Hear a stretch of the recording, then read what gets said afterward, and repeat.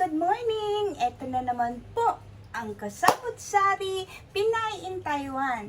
Okay po, hello po, kamusta mga ka-brothers, mga ka-sisters? Okay po, ang ating content for today is actually pwede namang pangulam at pwedeng ipang merienda at pwede rin ipang baon ng mga kiddos.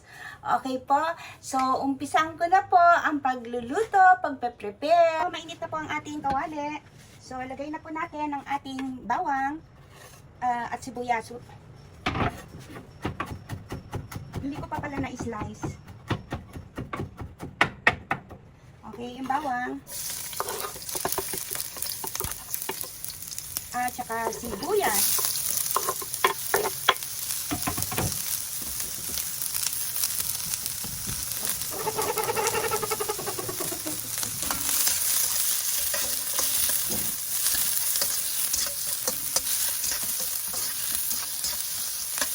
So, igigisa ko po ang repolyo. Subukan niyo po itong preparation. Magugustuhan po ng inyong anak. Isa ko lang po yung repolyo. Wait natin hanggang sa maluto ang repolyo. Okay? Ito po, medyo ano na po siya. Lutuin po natin siya ng, sasadyain natin na overcook siya. Kasi gagawin po natin siya cabbage o repolyo pie.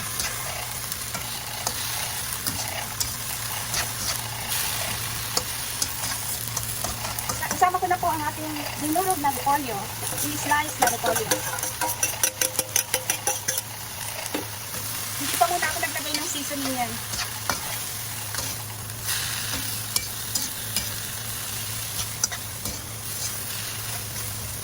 Lagyan po natin siya ng para pong Maggi seasoning, pero sa Taiwan version po.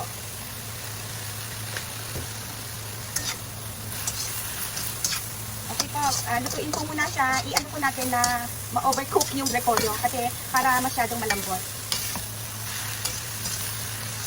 Mag-add po tayo ng konting mais. Konti lang naman po.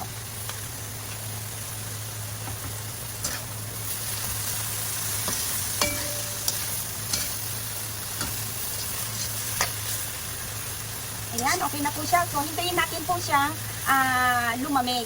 Okay po? Yung hindi na po siya mainit. So, mag-prepare po tayo ng 3 itlog.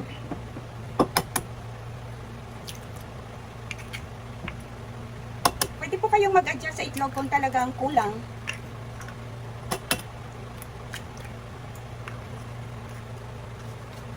Gawin po natin 4.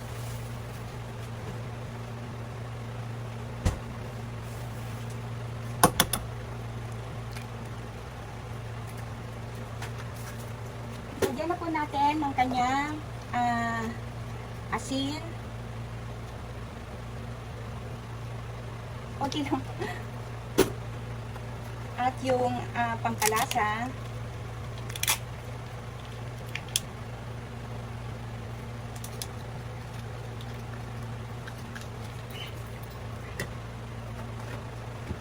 At saka paminta po.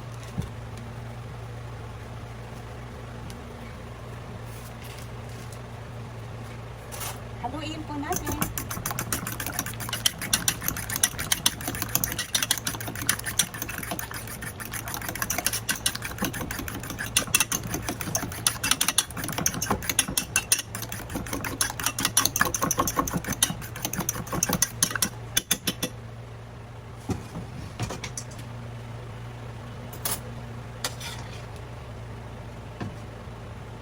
Lagay na po natin ang ating repolyo.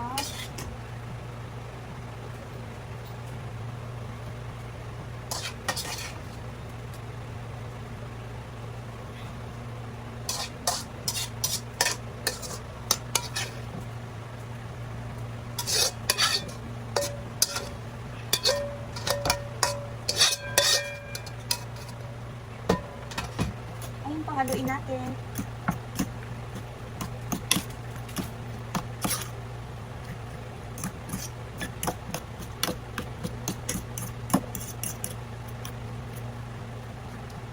Pag nahalo na po natin, pwede ho nyong gamitin ang dry dry fryer dry, or sa mismong kawali lang, okay? Ito po ko.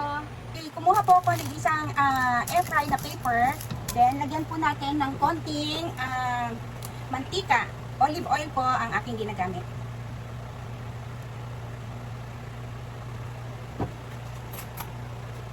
I-mix, ano po natin sa bawat papel. Dapat maano yung papel niya.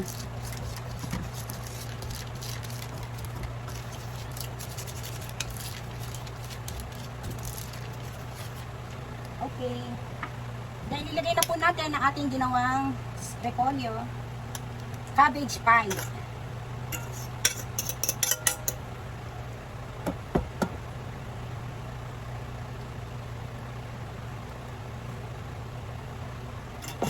So, buksan na po natin ang kawali at i-stay po natin siya ng 3 to 5 minutes in low heat lang po.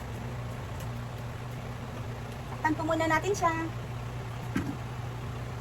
Wait natin po siya. Ito na po ang ating cabbage pie, repolyo pie. So, ilipat na po natin, i-plating na po natin.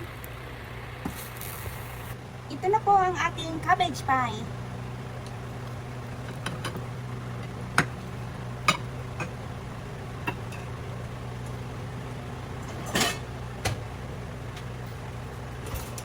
Try po natin.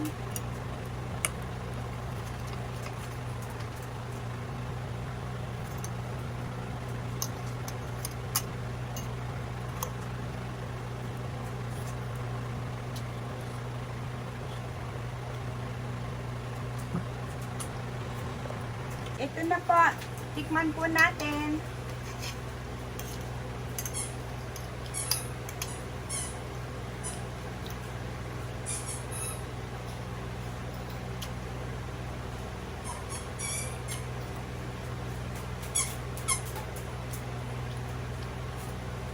Tama-tama po yung lasa niya. So mga misis, lalong-lalo na po sa mga nagda-diet, pwede na po natin gawin to. Wala nang kanin, only vegetable po.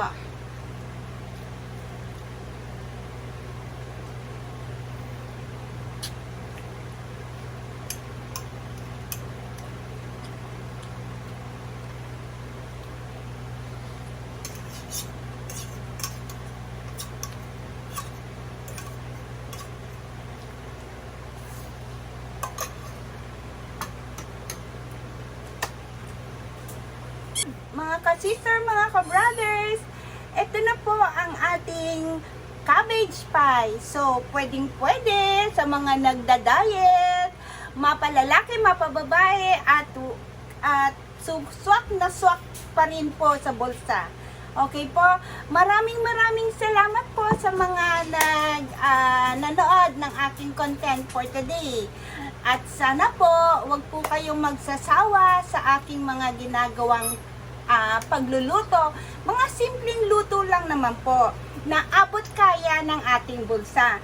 Maraming salamat po sa mga nakapag-subscribe na. Sa mga hindi pa po nakakapag-subscribe, please like and subscribe po sa aking Samut Sari Pinay in Taiwan YouTube channel. Maraming salamat po. God bless us all.